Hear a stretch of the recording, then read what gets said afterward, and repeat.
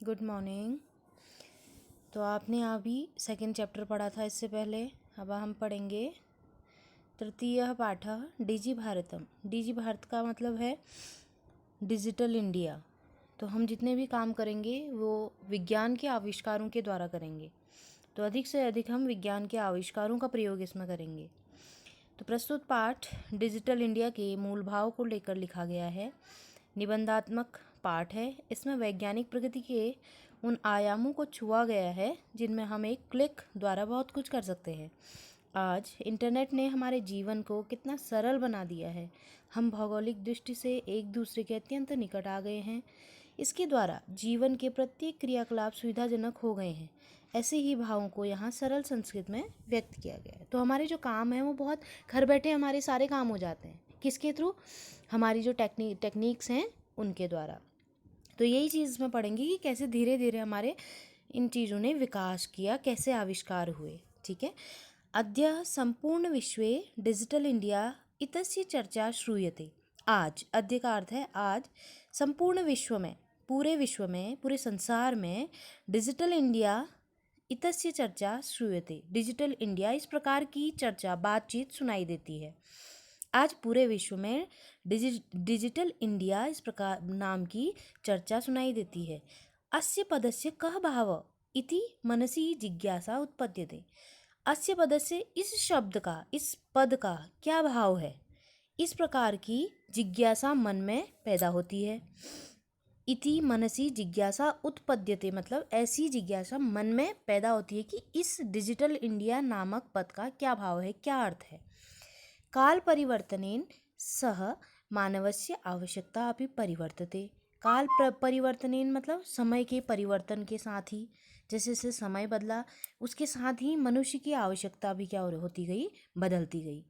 प्राचीन काले ज्ञानस्य आदान प्रदानम मौखिकम आसीत्। पुराने समय में, प्राचीन काले पुराने समय में ज्ञानस्य आदान प्रदानम, ज्ञान का आदान प्रदान, ज्ञान का मतलब विद्या का आदान लेना और देना, प्रदान मतलब देना, ये मौखिकम आसीत्, मौखिक था। अर्थात ओरली हमको हमारी जो विद्या है जो वो ओरली दी जाती थी और ली भी ओरली जाती थी।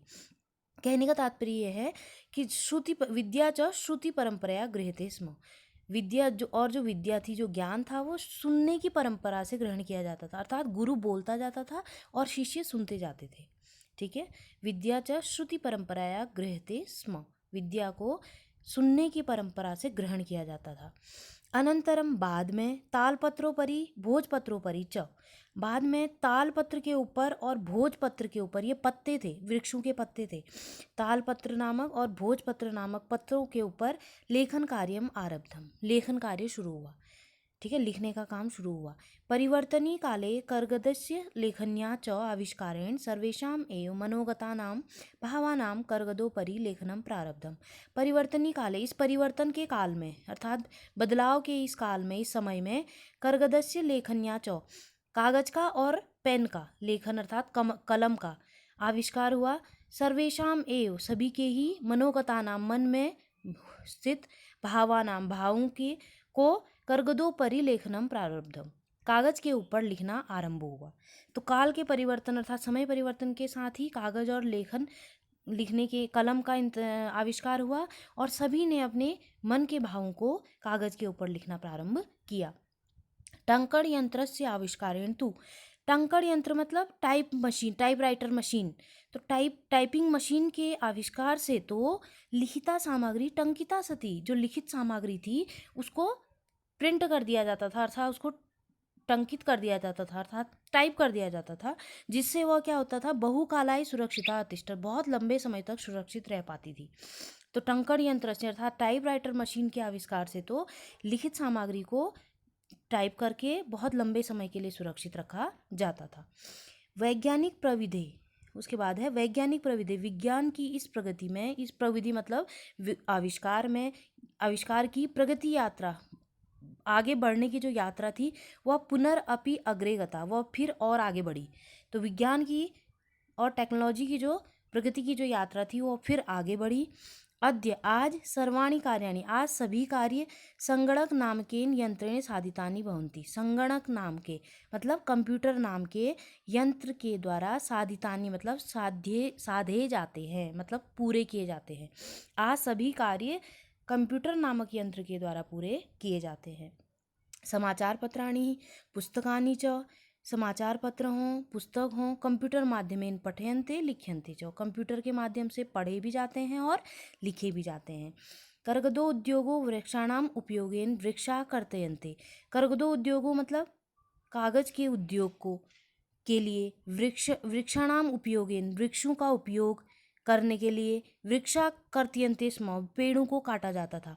तो कागज के उद्योग मतलब कागज को बनाने के लिए वृक्षों का उपयोग करने के लिए कागज को किससे बनाया जाता था, वृक्षों की छाल से बनाया जाता था और उसके लिए पेड़ों को काटा जाता था। परंतु संगणकस्य अधिकाधिक प्रयोगेण मतलब कंप्यूटर के अधिक से अधिक प्रयोग करने से वृक्षाणाम कर्तने न्यूनता भविष्यति, पेड़ों के काटने में कमी आएगी, ऐसा विश्वास जगाया गया। तो लेकिन पहले क्या था, कागजों में ही लिखा जाता था, तो कागजों को बनाने के लिए पेड़ों को प्रयोग में लाते थे और पेड़ों को काटना पड़ता था। लेकिन कंप्यूटर के अधिक प्रयोग करने से पेड़ों के काटने में क्या आ गई, कमी आएगी, ऐसा विश्वास जताया गया। अनेन इससे पर्यावरण सुरक्षाया दिशि महान उपकारो भविष्यति, इससे क्या होगा, पर्यावरण की सुरक्षा के दिशा में बहुत महान उपकार होगा।